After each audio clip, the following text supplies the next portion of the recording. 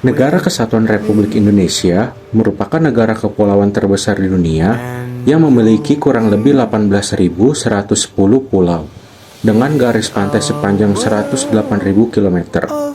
Menurut konversi hukum laut, Indonesia memiliki kedaulatan atas wilayah perairan seluas 3,2 juta km persegi, yang terdiri dari perairan kepulauan seluas 2,9 juta km persegi dan laut teritorial seluas 0,3 juta km persegi. Ekonomi maritim diartikan sebagai kegiatan perekonomian yang meliputi banyak bidang, yang berhubungan dengan transportasi laut, pembangunan, serta pengoperasian pelabuhan, dan tempat pembuatan serta perawatan perahu atau kapal. Pada zaman sekarang, teknologi berkembang pesat, dan hal ini sangat mempengaruhi untuk menentukan kemajuan suatu negara. Dalam segi ekonomi, ada beberapa teknologi yang bermanfaat untuk membantu suatu negara dalam mengelola perekonomian. Namun, masih banyak masyarakat yang masih belum paham dan mengalami ketertinggalan terkait manfaat teknologi. Tujuan dilaksanakannya penelitian ini adalah untuk meningkatkan perekonomian negara. Hal ini merupakan tujuan terpenting dan menjadi upaya untuk memenuhi kebutuhan hidup seluruh masyarakat. Perekonomian maritim adalah salah satu sumber pendapatan negara dari berbagai sektor seperti pariwisata laut, industri perikanan, pengelolaan sumber daya alam, dan bisa juga untuk mengembangkan sumber daya manusia yang berkualitas dalam sektor maritim. Untuk mendapatkan data yang sesuai dan berguna untuk penelitian ini, kami melakukan beberapa wawancara kepada narasumber yang berlaku sebagai pelaku ekonomi maritim. Yang pertama, kami melakukan wawancara kepada para nelayan, pihak distributor, serta pedagang pasar yang memanfaatkan potensi lingkungan maritim.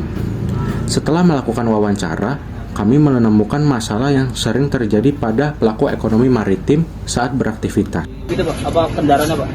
Pengirim pakai ada yang dari perahu, ada yang dari mobil, biasa, saya ya langsung.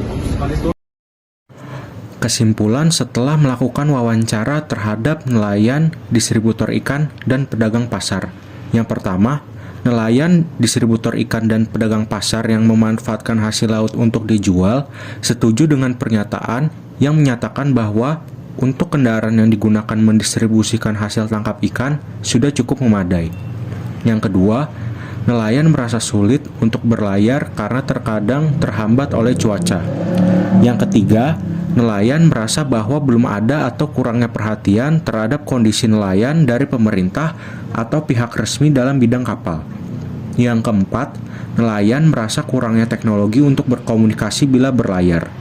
Yang kelima, nelayan merasa bahwa standar kapal dari segi material belum cukup aman, karena ada yang mengalami kebocoran dan bila kapal bocor harus di-repair sendiri oleh nelayan tersebut.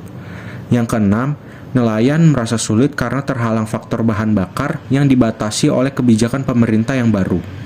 Yang ketujuh, pedagang merasa bahwa harga dari pelabuhan Muara Angke tidak semurah dari pelabuhan atau nelayan lain, yang terkadang sedikitnya jumlah hasil tangkapan dari pelabuhan Muara Angke. Setelah itu, untuk menemukan solusi dari permasalahan yang terjadi, kami pun melakukan wawancara kepada narasumber yang ahli dalam bidang tersebut. Kami pun mewawancarai seorang marine engineer untuk menemukan solusi yang menjadi tujuan dari penelitian ini. Hasil dari wawancara tersebut sebagai berikut. Setelah melakukan wawancara kepada seorang marine engineer, dapat disimpulkan bahwa aktivitas ekonomi maritim akan sangat lancar dan meningkat bila semuanya dilakukan sesuai dengan kebijakan dan peraturan yang benar. Contohnya seperti melakukan dok kapal dengan waktu yang tepat agar mesin terpelihara dengan baik, mengikuti kebijakan yang terkait, dan memastikan kapal sesuai dengan prosedur yang berlaku.